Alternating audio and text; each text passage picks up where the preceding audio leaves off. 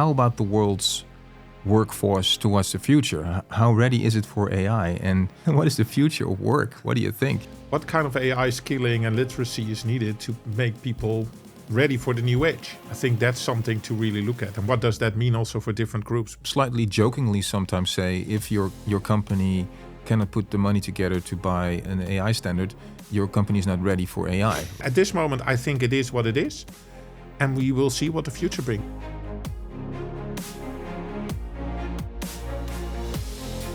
Hello everybody and welcome back to the Software Improvement Group podcast on AI readiness number 2 with our visitor again, Wouter-Bas van Vegt from Randstad. Welcome.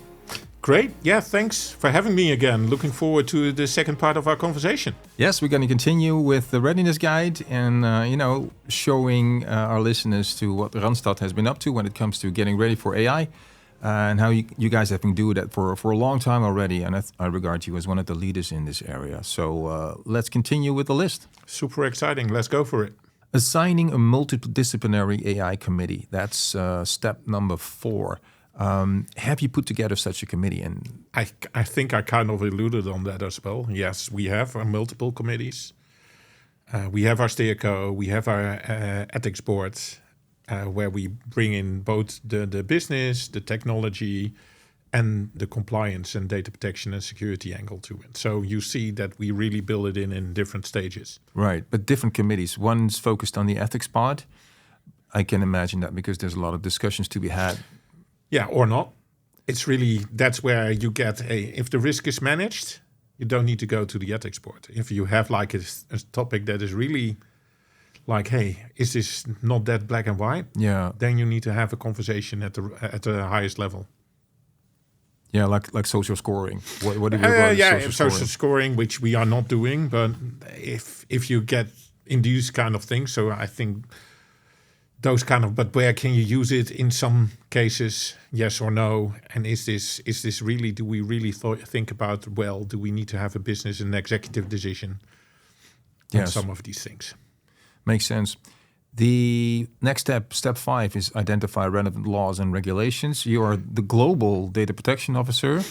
I wish you thoughts and prayers with keeping up with everything that's happening. So luckily, that's not my responsibility, only for data protection. That's my focus. Yes. But my colleague, the head of legal tech, he is responsible for really on that part. But we join forces there, and we use our legal teams and data protection officers in the countries. So we have strong teams in the markets where they really also monitor their local space and they know really what's happening there. That's going back to what I said before, also in roles and responsibilities.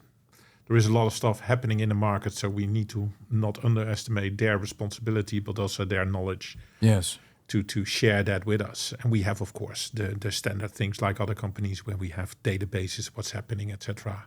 Membership of organizations with standards and those kind of things that helps you. But in the end, it's a multi-tiered approach. Talking about inventories, number 6 of our steps is create and maintain an inventory of applications of AI. Just be able to know what's going on and to be able to evaluate those applications, which can be current applications, but also things that are being developed or plans for the future. What's your approach with keeping this inventory, this list of things to evaluate? So going back to one of the earlier steps, first start building on what you already have. So if you have security, a privacy, third-party risk management approach, make sure you include there already, or if you not already did, checks if AI is being used. Yes. And if you did, then you have a starting point. So luckily we did, and we have a starting point. I think the big challenge here is, like you mentioned before as well, shadow AI. Yes. Like shadow IT, but then shadow AI. So how do you manage that? And that's a challenge because you don't know what you don't know. But you can think about these kind of things like with shadow IT, building in things to check all your exit points of your organization, find out what's happening there, and see what qualifies as potential AI, and deep dive on those kind of things. And that's the kind of pathway we are moving into. And then next to that, some additional checks you can do. So, for example, reach out to everyone to per February, we need to make sure we don't have any prohibited AI. Check with everybody to get it confirmed again. Do we have anything? And luckily we did, and we have not. Good. That's great news. So, but that's the kind of checks. It's a multi-layered approach again. Yes. And build on what you already have. Don't try to reinvent the wheel. There is a lot of stuff you do already. Yeah, you already can have an reuse inventory of external services, for example. I mean, people, if they use a new external service that involves sensitive data, they already have a certain process to follow and certain awareness to apply. Exactly. Then again, AI is a different beast and provides new opportunities for almost everyone in an organization. So how do you invite employees to go out and experiment, right, to gain experience and to preferably share their learnings without sort of stifling innovation and creating too many guardrails for people to find it interesting to explore? So I think this is where you see a great gradation of types of AI. So if you really go to the hardcore machine learning, deep learning stuff, that's with IT teams, with specialists, with specialist service providers. That group you can manage via the third-party risk management process mostly. Okay, yeah, of course. But if you go to the Gen AI, that's kind of the democratized version of AI. Everybody can get it now without paying for it, they think, paying for it because you pay with your data. And that's where we, like I said, we created our Gen AI's do's and don'ts. We give people warnings if they go there to inform them, hey, you are going to a public domain. Please be aware of these kind of technologies being used. People are trained on it in their basic training on these kind of topics. And in the end, you should also provide them a solution. So that's where Randstad GPT comes into play as well. Yeah, I love that. Where people can use and play in a safe environment and use a restricted environment where the algorithm is not trained, where we make sure it complies with data protection security laws. Yes. And the data will not egress in what way or form to any public domain. This would be best practice. Create your own instance of a chatbot that people are asked to use because it's secure and they already sort of have this awareness. They start using it, and if they run into certain limitations, they can then approach somebody. They need to know who to understand how they can improve it, right? And if you set it up right, people can learn from each other. You can build kind of feedback loops behind it, help chat environments for the users to educate each other on how to best use it. So there is a whole educational literacy behind it as well. That's also a way to motivate people to explore, because they shouldn't be sort of shy and just try, because there are ways to learn from others. Yeah. And also by inviting people to share this, and they would need a platform for this. So how is Randstad arranged this? How do people know who to find if they have certain questions about AI use and want to share things? Is there a community of practice? There is a community of practice. There is a mailbox appointed that is reiterated in the policies everywhere.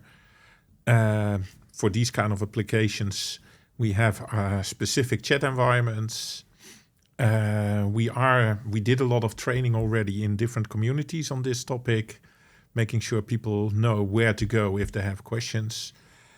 And like I said, it's embedded into the existing processes. Yeah. So also at the moment, if you want to use a new type of software for a certain purpose, you need to go through to the whole weeds of having your system checked for security, privacy, and third party. And hey, now AI might pop in, and then you need to do also your AI ethics assessment.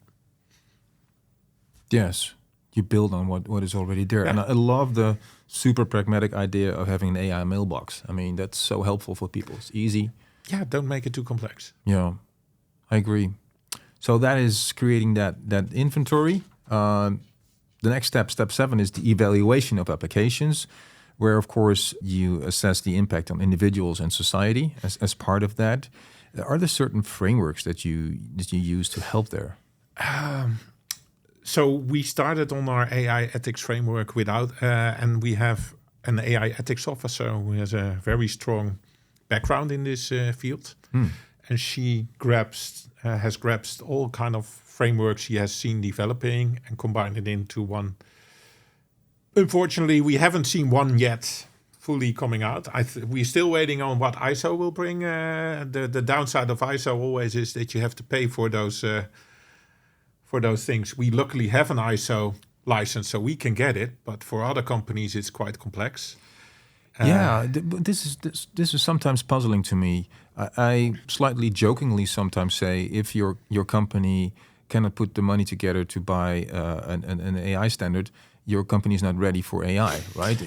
Yeah, but I appreciate that might be oversimplifying things, because I would say if it's so important to have an AI standard, let's make it publicly available. Yeah, it should be paid by European government. If we want to have everybody to use AI in a responsible manner, why do you have to pay for a standard? It's certainly not because of bad intent, of course. I wrote an ISO standard myself, the 5338, and it's just the money is needed for the whole project management, etc. But I agree that, especially for certain, society disrupting subjects, we need a different system. Yeah, and we don't have it. Well, we partly have it, but the standardization world is, I think, has opportunities to improve there. And I don't have the silver bullet for it. But yeah, I agree that should be easier. And we're waiting for great work. There is good work out there if you Google it. I know, for example, we use NIST, the ICO, also the Norwegian data protection authorities, some other data protection authorities as well. They created all kind of standards in the past. Yes. There is a abundance of data to be found. But yeah, it would be great if it comes together into this is kind of the best practice, the standard. And I think with ISO, those kind of things are really becoming a market standard. But like I said, we have that. But I know for smaller companies, this is something they don't. And I would say that's an opportunity for European regulators to think about how can we make this broader available. But maybe the industry can do something here, or the open source community. The same situation is with security, which why I started this OWASP project, AI Exchange, to get together best practices into one resource. I certainly hope that something similar happens when it comes to responsible AI. Yeah, and I think OWASP AI, for example, is a great body of knowledge to use, for example, as part of your... Yeah, but it is about security. We try to sort of... You're really focused. There is a bit of privacy in there, but it's very limited. It's mostly all security. But there is also from MIT, for example, a great extensive risk database. Oh, yes. Which is, but it's super extensive. And how do you bring that to something that is usable for yourself in your industry? I'll make sure I'll link to that MIT work also in the show notes. How do you deal with discrimination bias primarily? Because that's a big one for every company that is dealing with people applying for jobs and providing people with growth opportunities. How do you approach it? So let's start from the beginning. I think bias has been always a challenge in our industry. Agree. Even without algorithms. And we have been aware of that, and we have taken a lot of measures as a company and as an industry to prohibit bias in the recruitment process. I think the challenge, in general, we are doing a very good job in those kind of things.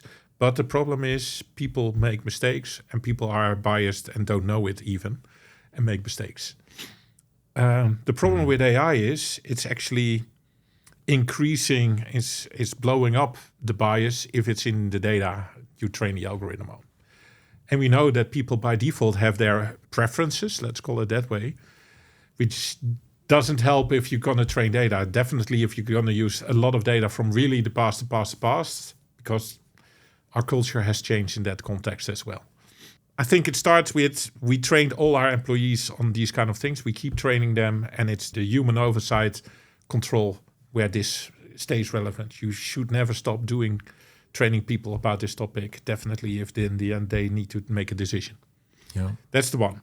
I think on the other one, being aware of this whole background, makes that you need to understand if you build an algorithm, you need to really check in the data, find out where is the bias, is there bias, and use tactics to identify them and see if you can remove those from it. For example, there is rules from the US. They use the fourth, fifth rule, which is coming from the EEOC. Maybe something to share with people as a kind of a US-based standard, how you identify bias. Those kind of rules you can apply to this as well. Then you need to also look at how can you create things to test bias. There we are looking at, can we use synthesized data? Because problem as well is that bias is most of the times hidden in sensitive data, like your religious background, your sexual preferences, political orientation. Those kind of things we are not collecting as a company. So it's for us very difficult to check. And we don't, as a data protection officer, I don't want to collect those. And from GDPR perspective, I can only collect those based on freely given consent or because of a legal reason. The freely given consent is difficult in employment. So then you come to a legal reason, and the legal reason would then be the AI Act. I have some challenges there. So that's one where we are currently looking at, can we use more like statistical models based on what we know, those kind of things. I think here is an opportunity as well as a community, the global community and the European or the authorities, to think about how can we get data sets to do these checks. To do these checks in a sensible and responsible manner. Yeah. And then if you know how it works, you need to do kind of, also maybe adversarial training, all those kind of controls, and constantly have that feedback loop. If you notice something goes wrong, you need to go back, retrain, etc. Yes. So it's a construct of different elements, and we are really focused on that. And rightfully so. Great. There's some good takeaways there. The DPIA, so the Data Protection Impact Assessment, is something that you as Data Protection Officer, of course, are familiar with. It seems to me that it provides some opportunity to use it in AI situations and maybe extend it. What does Randstad do with that in that regard? So we have not extended it. We kept it as is because we already had kind of things about automated decision making in it. Okay. Because it was already in the GDPR. Yeah. So what we did is, on top of it, we created our AI ethics assessment. Okay. And we didn't want to make it too complex because the risk with DPIAs is if you try to boil the ocean, it's already not the most fun part for many people in business. No. They are not love always these kind of assessments, even though they are super important to help them. And they know that. But it's also an administrative burden, so you need to find it. So what we said is we keep the DPIA as is, and we use it AI ethics. But we are looking at, can we actually use AI to make or chatbot to make our life easier for these kind of assessments? So that's something we are currently investigating. Funny. Yeah, I like the idea. Yeah, but that's something we are looking at. And for the AI ethics assessment, I assume you use sort of the synergized ethics framework that you talked about, that you guys developed. Yeah. Those were the risks for individuals in society. Business risks, apart from, of course, the fines and reputation and compliance. What do you see regarding over-reliance, wrong use of AI? Yeah, I see another business risk, not using AI. Very good. I love it. And that's going back to, you need to be a business partner. What if we're not using it? Under-reliance. Under-reliance. Yes. So it's going about that balance. I love it. And over-reliance, that's why we do these assessments, why we train people, make them aware. If you look at the thing I was talking about, Randstad GPT, it was really funny. You see people really testing and then coming back to the whole group, hey, this doesn't work. Don't trust this. This is a better way of doing it. People educating each other. That's great. So, it's like I said, it's the whole process we have set up to do these assessments. So I think the compliance part with over-reliance and all those kind of things are built in our assessment. I think the biggest challenge, is under-reliance. Are we deploying it at the right moment at the right time? And are we maybe always, and this is really like the challenge, how to balance. Yeah, and on the one hand, sort of the burning earth, everybody's going to die because of AI, and it's going to be a bright future, and balancing those. Yeah, and like I said, I think it's an assistant, and that's also how we see it. It's not this. It's also not a solution for every problem. No. I think some people over rely on that as well. They think it will solve everything. Not. Yeah. But it is something that can help. And in that context, the big challenge I also see, if you then implement it, does it really bring what you thought it would bring? Or are people then spending their time on other stuff that is... Yeah, I'm glad you bring that up, because the thing that we're dealing with is the cost of AI / not just monetary, but also for the environment. Yeah.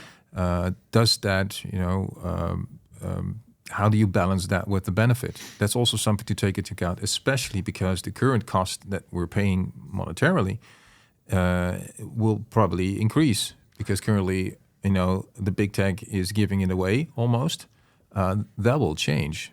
So I think with every business case, you should take into account that things can become 5 to 10 times more expensive in the future. Yeah, I think people are not aware of that yet. Yeah. And they should. I think there is now more and more coming the understanding the cost of energy just to run these kind of things. But it's not in most models that people use, and they are not anticipating on increasing cost of using this kind of technology yet. No. It's one of the things we use, explain to people, for example, why they should not always record meetings when they use online. Oh, good one, yeah. If you record the meetings, it will cost storage energy, and maybe you don't need to have everything recorded. And the same applies when using then also AI to take notes of the meeting and create summaries. Yeah, you need to think about, do I really need it? Is it relevant to record this? Or is it something that just was good to have this meeting and don't record it? So, and then you already start with small snippets of winning costs, lowering costs, because everything you use will cost money, but it's not clear to people yet. No. That's sort of also an education challenge there. Yeah. Which brings me to something that's dear to my heart, which I call skills atrophy because of AI overuse.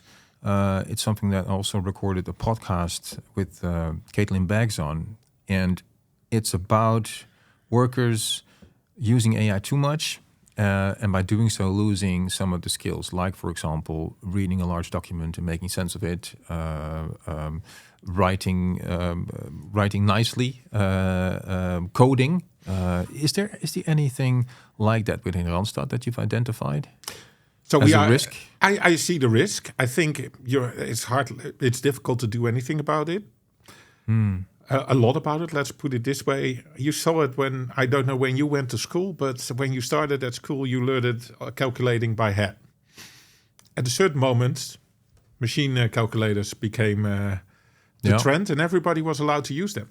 You see a switch, but hey, the machine calculator works. It is part of how these things go. Yeah. On the other hand, you need to think then, hey, how should the world look like? And that's kind of a topic we are looking at also as a company. What kind of AI skilling and literacy is needed to make people ready for the new age? I think that's something to really look at. And what does that mean also for different groups? Different backgrounds have different needs. How do we educate people better on that? How can we increase literacy on that? If I look at my own group of people I work with, mostly lawyers, we try to see also how can we use AI in supporting our work, AI assistance. For example, reviewing contracts, which we now do a lot with junior lawyers and then reviewed by more senior lawyers and then put in a contract. For example, we have decided there we don't want at this moment, but that might change, of course, in the future as well, not directly have any feedback coming from these kind of agents into redlining into a contract yet.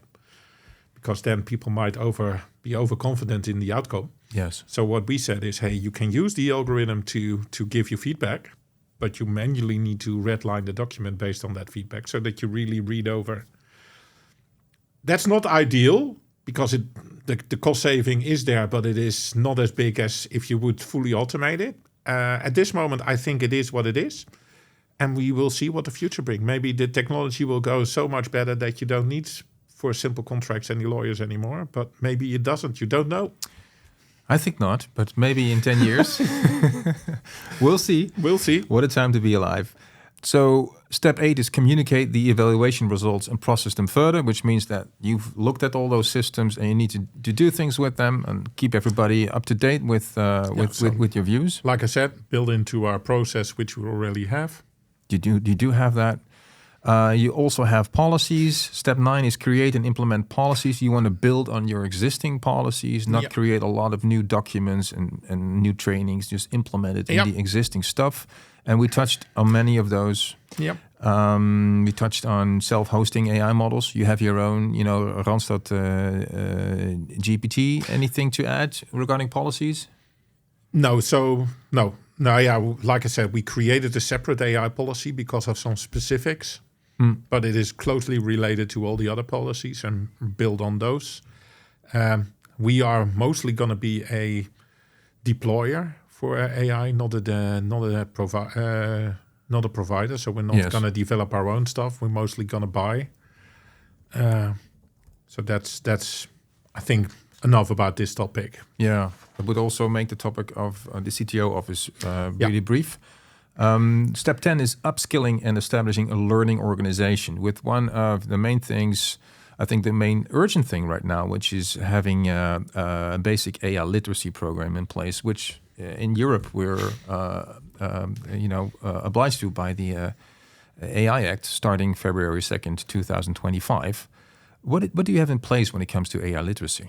So it starts at the basics. So we have our Randstad rules, which every company employee has to follow, and there we embedded AI into it. And next to that, we are now deploying our AI training, generic AI training for all employees that are going to use our AI platforms that are standardized. So we are not going to give AI training to everybody who's not using it. We are using everybody that's just using to the users. To the users. And then going forward, we need to see, and this is also where some more guidance from the authorities would be needed.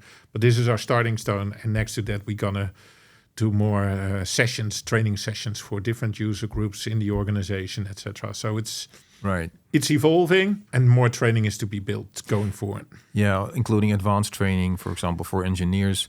Exactly, and the chat, like I said, these kind of chat rooms where people can learn from each other, those kind of things are there as well. How about, would you say you've tailored the generic AI training to Randstad? Yes, absolutely. Okay, good. Yeah, I think that's essential. Yeah. Every organization has different types of use and different types so of really risks. you also focused on the Gen AI do's and don'ts and those kind of things. Right. The community of practice we discussed. Stakeholder communication. We discussed. Implement and improve AI readiness as a program. You have it as a program for a long time. Exactly. And the program has some stuff to be done the coming years as well. I imagine so. Step 13, incorporate AI assets, security threats, and controls in your security management system, which is automatic. You build on your existing ISMS. Yeah. And step 14, of course, incorporate security attacks in there as well. Collaborate with GRC, collaborate with CTO, the AI development organization. And you were saying that you mostly outsource this, or you build on existing AI implementations. I cannot talk for this IT organization, but our IT organization, our CIO with our head of AI strategy are really focusing on these elements. And they're incorporating AI into the system lifecycle, right? Which is step 17. Yep. They, I guess, we are jointly looking at how do we organize data governance. So we more from the responsible data governance and the compliance perspective, they more from the IT and business perspective. Yes, in our previous conversations, I noticed that data governance is high on your priority list. Yeah. And that is because you're a super data-driven organization already. Getting data governance in place is a sort of a CTO's responsibility, as is managing AI-supported programming. Is that taking place in Randstad? Are you aware of this? I'm not heavily involved in that.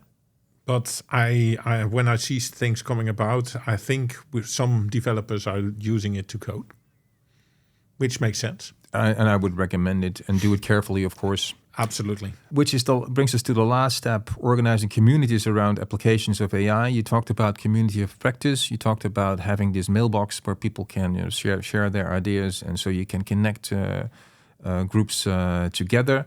Which brings me to one final question outside of the readiness guide. Randstad is the world's biggest talent company. This is a big question, but how about the world's workforce towards the future? How ready is it for AI? And what is the future of work? What do you think? So actually interesting. We are publishing on that. So we actually have our own newsletters on these kind of topics. Recently we published on that. I think there are some challenges there. Also, we are here sitting two male white people that are used to being having the opportunity to use all this kind of new technology. There might be a lot of people that are not able to use it. How do we make sure that everybody has a level playing field? And also looking at that, what's coming, how do we train people? Like I said before, when we grow up, you started as a junior, you learned the trade by doing it, and then grow into your next level, because then you could, if you know how to code, you are better able to review other code, for example, in your case. Yeah. If you're now not going to create code anymore because AI is going to do it, how do you learn then to review code or test if you don't know how it's created? And that's a challenge, and we have seen that challenge before in many other. So we will learn from that, but there is a lot of work to be done on reskilling, upskilling, and educating people, which is an opportunity on itself. I'll make sure that I'll link the viewers to that thought leadership work of Randstad in the show notes. And I'd like to thank you very much for coming on the show. I learned a lot, and good luck. Yeah, I enjoyed it very much, and thanks for these questions and this great conversation. So, all right. Let's keep on doing the good work and get everybody up to speed in using AI in a responsible manner. Let's do that.